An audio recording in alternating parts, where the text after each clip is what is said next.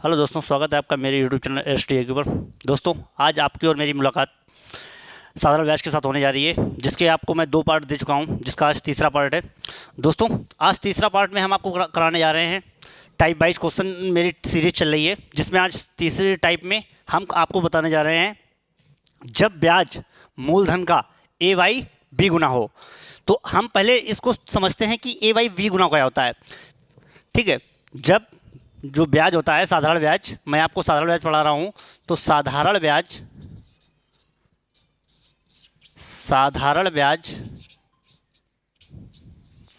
ब्याज बराबर जो मूलधन का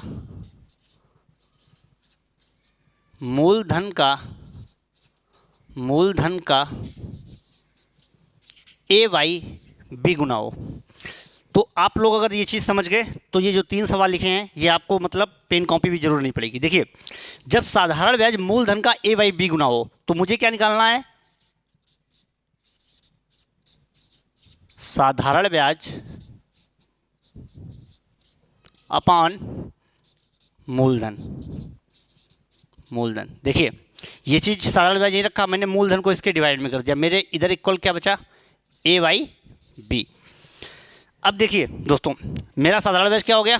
A, मूलधन क्या हो गया? B। ठीक है, ये चीज़ समझ गए? और अगर ये चीज़ समझ गए तो आपके ये तीनों सवाल लग गए। ठीक है, नोट कर लीजिए। इसके बाद बताते हैं आपको पहला सवाल।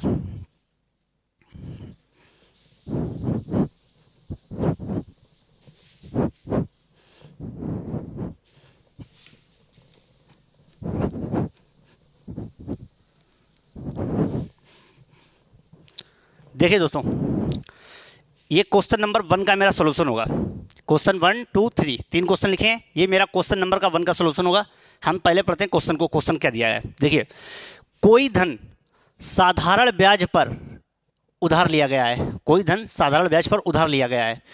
3 वर्षों में उसका साधारण ब्याज मूलधन का 3/5 गुना हो गया।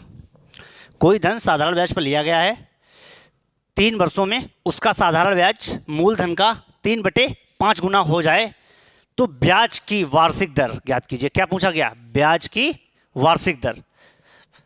ब्याज की वार्षिक दर पूछा गया। मैंने आपको एक ही फार्मूला बताया इस चैप्टर में। देखिए, सिंपल इंटरेस्ट बराबर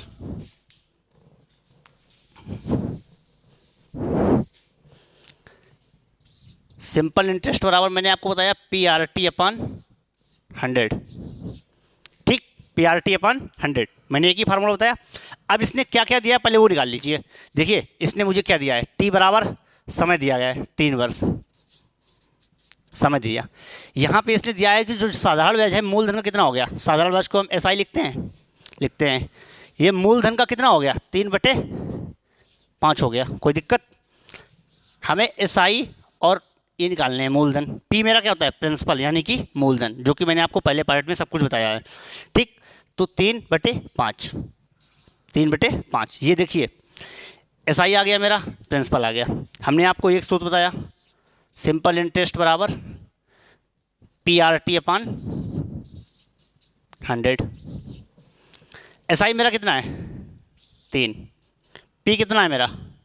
5।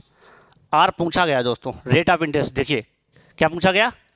ब्याज की वार्षिक दर मतलब रेट ऑफ इंटरेस्ट। ठीक, टाइम कितना दिया गया मेरा? 3/100। देखिए, 3 से 3 ये वाले कट गए, इक्वल में अगर कोई संख्या समान होती कट जाती है। 5 से काट दिया, 5 दूनी 10। तो R बराबर क्या निकला दोस्तों?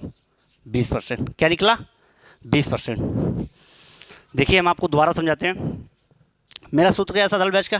SI बराबर PRT/100। SI साधारण ब्याज, simple interest, P principal, rate of interest, time. Time मुझे क्वेश्चन में दिया गया है ये।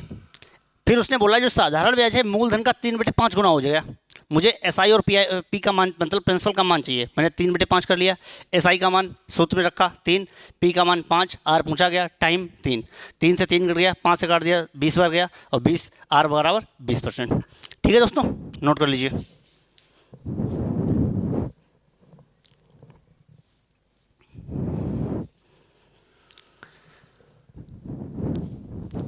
चलो देखते हैं दूसरा सवाल।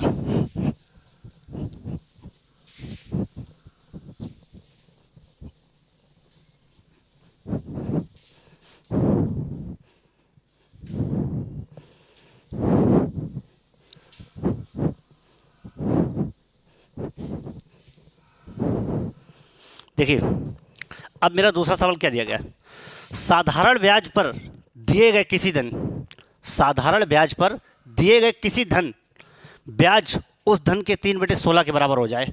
जो साधारण ब्याज है, साधारण ब्याज P बराबर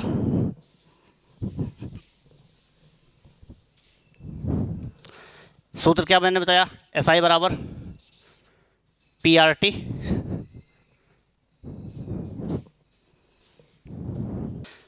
तो देखिए दोस्तों, मैंने आपका फार्मूला बताया SI बराबर PRT/100, PRT/100। देखिए मेरा क्वेश्चन नंबर 1 लग गया। अब क्वेश्चन नंबर 2 मैंने आपको पढ़ के बता दिया, साधारण ब्याज पर दिए गए किसी धन, साधारण ब्याज पर दिए गए किसी धन ब्याज उस धन के 3/16 के बराबर है। मतलब जो साधारण ब्याज है वो उस धन के, मतलब जो उस धन का मतलब मूलधन 3/16 के बराबर है। तो SI बराबर अपान P 3/16। देखिए ये मेरा निकल आया SI और P। यदि समय की वर्षों में संख्या पर कि 3 गुनी हो जाए, अब यहाँ पे आप समझना, जो समय है वो दर की 3 गुना हो जाए। मतलब अगर मेरा जो समय है वो 3x है और इस किसका x का 3 गुना हो जाए, मैंने अगर इसको x मान लिया तो ये मेरा 3x हो गया, क्योंकि उसने बोला है यदि समय की वर्षों में संख्या पर 3 गुने के बराबर हो जाए तो ब्याज की दर क्या होगी, रेट ऑफ इंटरेस्ट पूछी गई। फिर देखिए SI क्या दिया गया है मेरा 3 बराबर P कितना दिया गया 16, R कितना दिया गया x, T कितना दिया गया 3x अपान 100। देखिए अब इसको हम 3 से मैंने फिर 3 काट दिए, ये मेरा इधर कितना आ गया 100 अपान 16 इक्वल टू x²। ठीक, जब ये x² है, हम अगर इसको इधर ले आएंगे तो ये मेरा रूट में आ जाएगा 100/16 इक्वल टू x।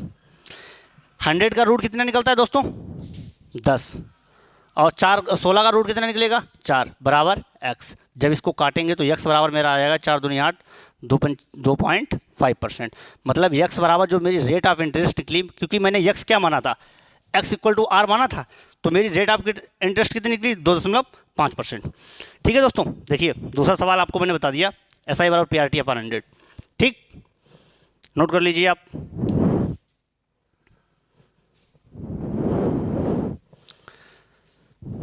देखिए तीसरा सवाल,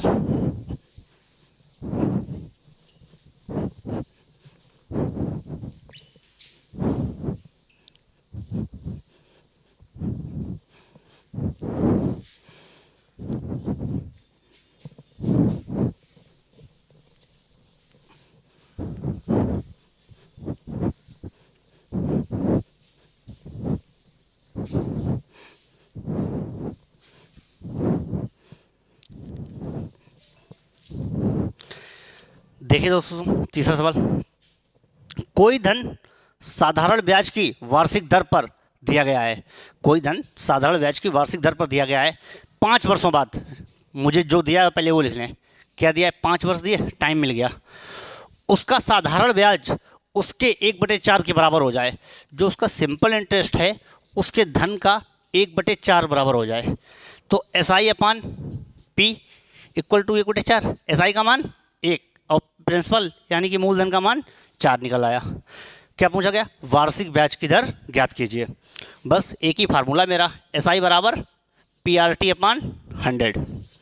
SI कितना निकला 1, P कितना निकला 4, R पूछा गया है। देखिए वार्षिक दर पूछी गई तो R मेरा पूछा गया, R पूछा गया, T 5 वर्ष अपान 100।